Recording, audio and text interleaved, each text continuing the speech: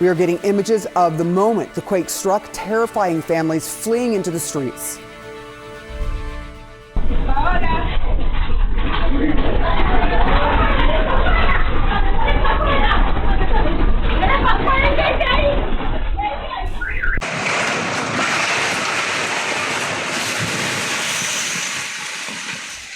I'm told we're getting new video just in. I have not seen this yet of the moments that this powerful back-to-back series of earthquakes hit Venezuela. More than 160 people have been killed so far. That death toll is rising and rising quickly. 1,000 injured. We want to warn you, again, I haven't seen this yet, that this video might be disturbing. Watch.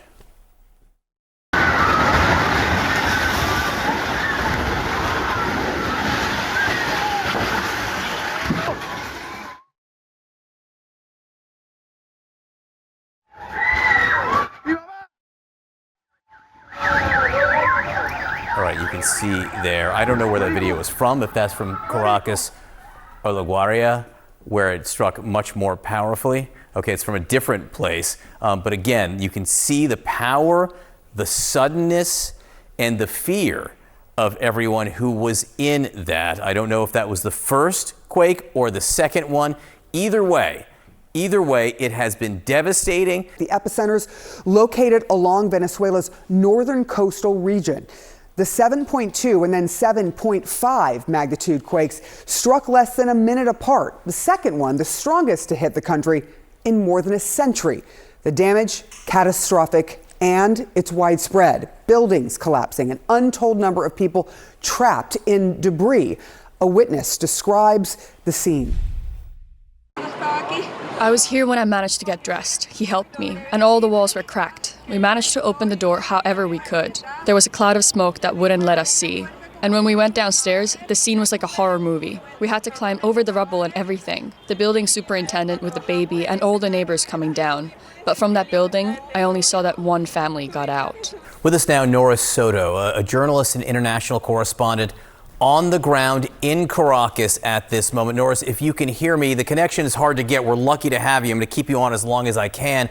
Can you tell me what you are seeing this morning?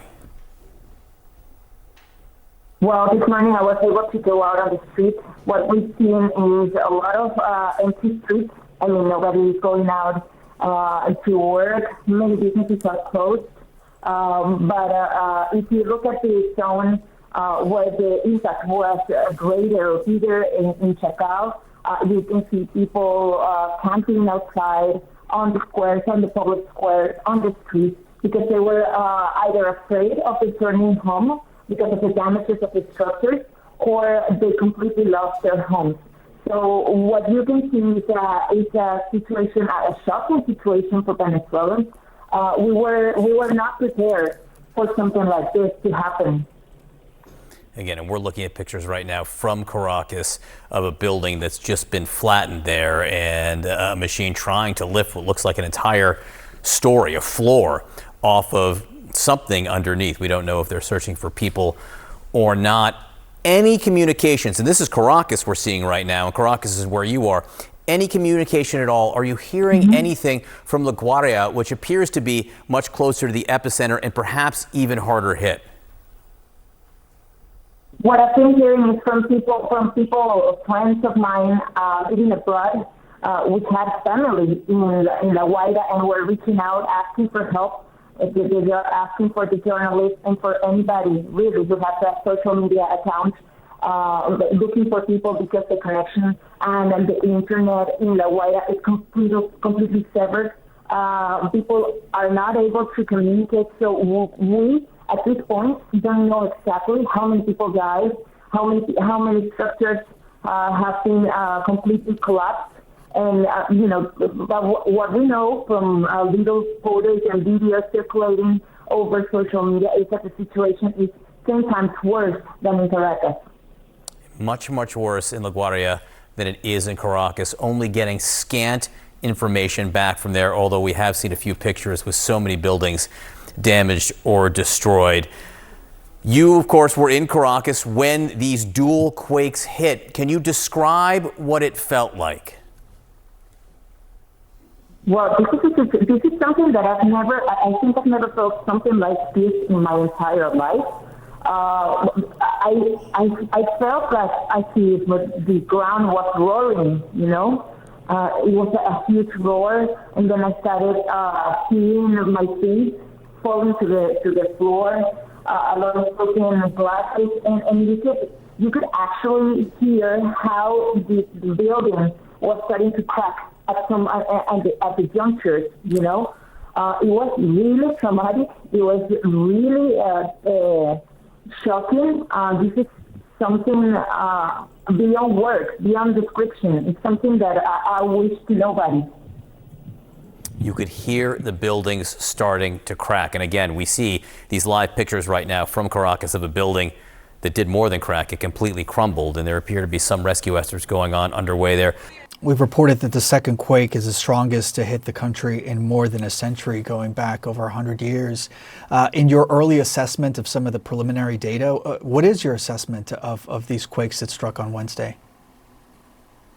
Well, the fact that they were the two right after each other is unusual. I mean, that has happened before, but it's not common that two of such similar magnitude or such large magnitude will occur right after each other.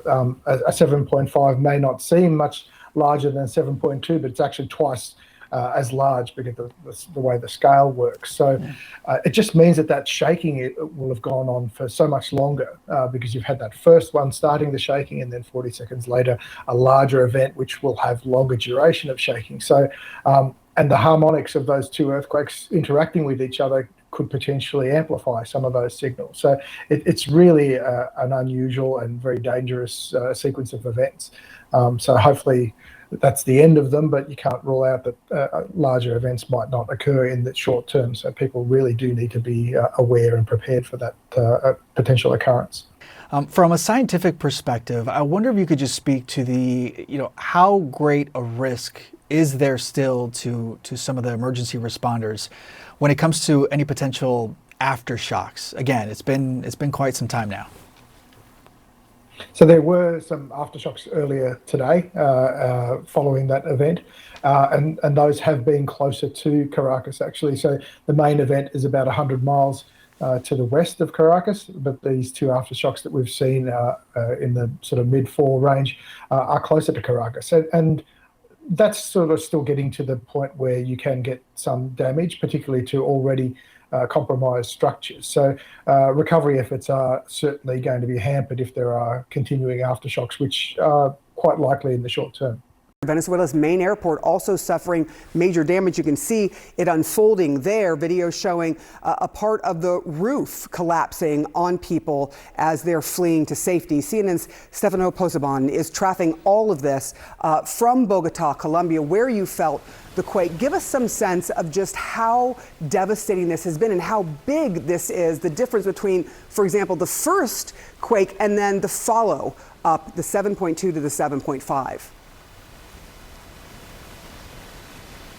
Yes, it's really been almost a storm of shakes, Sarah, hitting Venezuela, starting at 6 p.m. local time yesterday afternoon. Authorities, for example, saying that after the first two major quakes, the first one a 7.2, the second a 7.5 magnitude on the Richter scale. Well, after that, we've felt, and people in Caracas have been feeling quakes and shakes through the night, with up to 30 aftershocks reported by the authorities.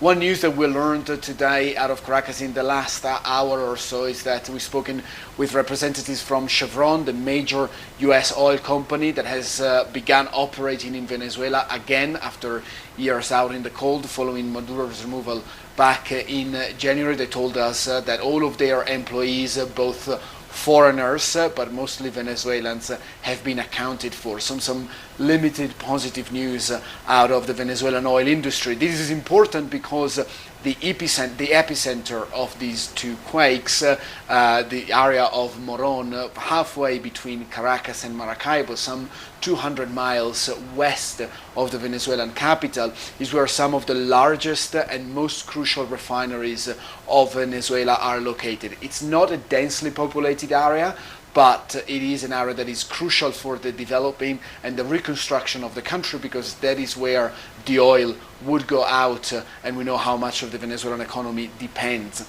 on the oil. So we're keeping a close eye on the oil industry in Venezuela, and the good news out of Chevron is that all of their employees are being accounted for, so that is something that we're welcoming at this hour. At the same time, still want to point out that most of the people, lots of the people that we spoke with in Caracas have decided to sleep and have spent the night out onto the streets, maybe getting together in squares or in cars, trying to stay out of the buildings because of these successive aftershocks.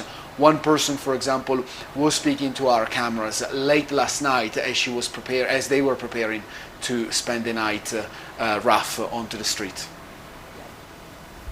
What I did was throw myself on the floor to call on God. The walls cracked, the kitchen collapsed, the living room is about to fall. One more movement and it will come down. Here I'm going to stay. Here in the street, I have nothing else. At that moment, I only ran out with my rosary, my phone which I had on me, and my clothes. With almost 200 dead already reported, this is already proven to be one of the deadliest catastrophes hitting Venezuela this century. Unfortunately, the death toll seems to be destined to keep growing and growing in the coming hours, Sarah.